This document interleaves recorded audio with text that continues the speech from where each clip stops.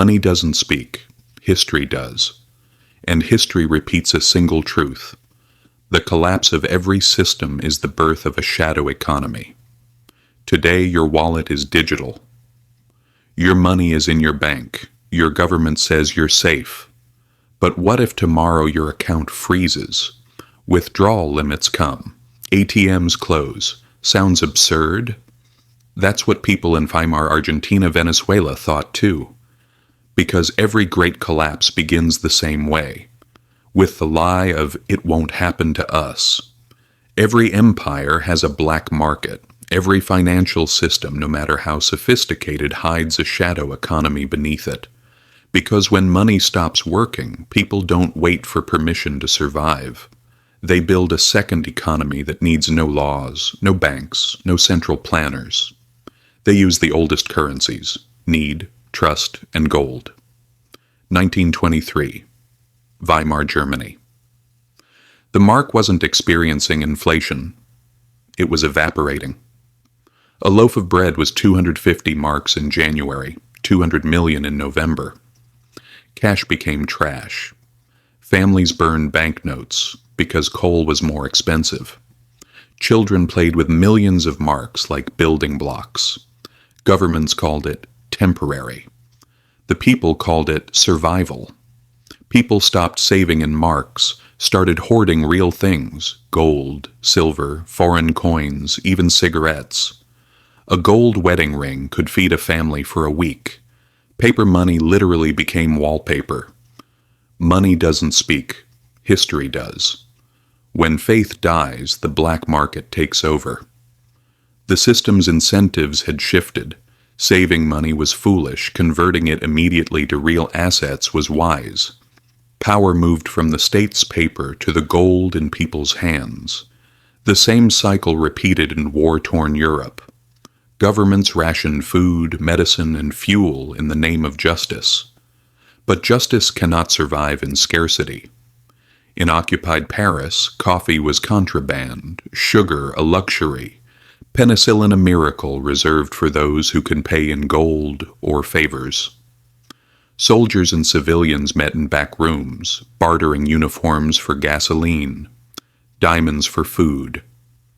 In the Warsaw Ghetto, black market traders risked death daily to smuggle bread. The state called them criminals. The starving called them saviors. Legality and morality never collapse at the same speed. The incentive structure was completely distorted. Obeying the law meant starvation. The black market meant life. By the Cold War, the system had learned to lie more efficiently. The Soviet Union claimed to have abolished markets entirely, but everyone knew someone who could arrange things. Need a refrigerator?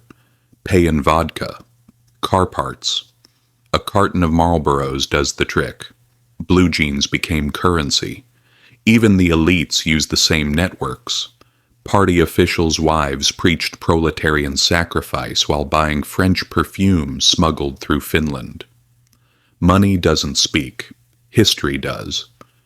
Communism failed not because it was poor, but because it had to pretend the black market didn't exist. Incentive distortion was at its peak. Ideology was what was said, but self-interest was what was done. Power lay not in official position, but in access to hidden networks. In Latin America, the scenario was different, but the story was the same. Argentina, 2001. Banks freeze deposits, citizens wake up broke. The blue dollar becomes the country's real pulse. People exchange money in side streets, on sidewalks, in hair salons, tracking rates that change twice a day. The official peso is a joke. The underground economy is survival. Venezuela went even further. Inflation became grotesque. People turned to gold dust, measured on kitchen scales and bartered in plastic bags. The government condemned it, then quietly used the same system itself. The irony every government repeats: the louder they condemn the black market, the more they rely on it. because black markets don't just move goods, they keep the illusion of order alive. They feed soldiers, fuel trucks, treat the sick. During World War II, Allied officers bought contraband fuel from the smugglers they were supposed to arrest. In post-war Italy, the mafia's distribution network was more efficient than the government's. The underground has always been civilization's emergency generator. And gold? Gold is the battery that powers it. It's the only currency that needs no faith. It asks no permission. It doesn't vanish with collapse, doesn't freeze with policy. An ounce in Berlin, Beirut, or Beijing means the same thing: autonomy. Every ideology that tried to replace gold eventually crawls back to it. When the church banned interest in the Middle Ages, Florentine bankers hid gold behind exchange contracts. When the Soviets banned private wealth, they hoarded Western coins in safes. When modern central banks mock gold as obsolete, they still buy record tons. Money doesn't speak, history does. When paper dies, gold survives. It starts small. Someone barters cigarettes for sugar. A mechanic fixes a car for fuel. A pharmacist sells extra antibiotics off the books. Then networks form. The illegal economy becomes the only functioning economy. And it's brutally honest. Prices rise not by decree, but by desperation. Supply and demand stripped of sentimentality. Who profits? Those with access, knowledge, or courage. Who suffers? Those still believing the official story. But black markets leave scars. When a society learns to trade in shadows, it stops trusting daylight.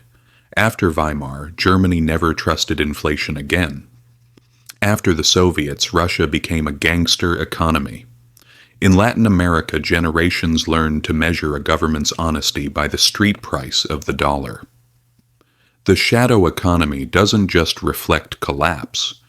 It shapes what comes after. It creates a new kind of citizen, skeptical, cunning, fluent in survival. This is the part Western audiences miss. They think it can't happen here.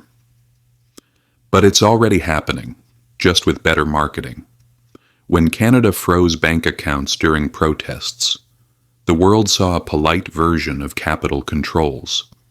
When the EU introduced digital currency, they promised transparency. Translation: programmable money, one step from rationing. When inflation hit the West, politicians said temporary. Translation: permanent if you're poor. Control is being rebranded as convenience, surveillance as security, dependence as modernity. And just like every empire before, the more control they seek, the faster the black market grows. The new black market isn't in back alleys, it's online. In Nigeria, encrypted chats move dollars faster than banks. In Argentina, crypto swaps. In Southeast Asia, offshore stablecoins. People aren't rebelling, they're adapting. The silent revolution of the 21st century. Permissionless sovereignty. And while governments warn citizens about financial crime, central banks are quietly hoarding the oldest illegal asset of all: gold. They're not diversifying, they're hedging against themselves. Because the black market always starts with citizens but ends with elites. Studying black markets isn't about crime, it's about clarity. They reveal what every empire tries to hide, the moment trust is lost. The black market isn't the enemy of the system. It's the mirror of its failure. Every government that loses credibility creates its own backup, one transaction at a time.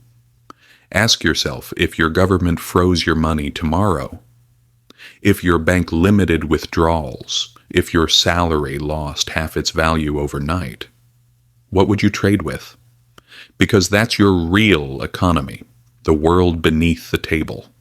And history's verdict never changes. Official money dies first. The black market follows, and gold never leaves. Money doesn't speak, history does. And history is telling you this. When the system says you're safe, the real question is, do you trust the system?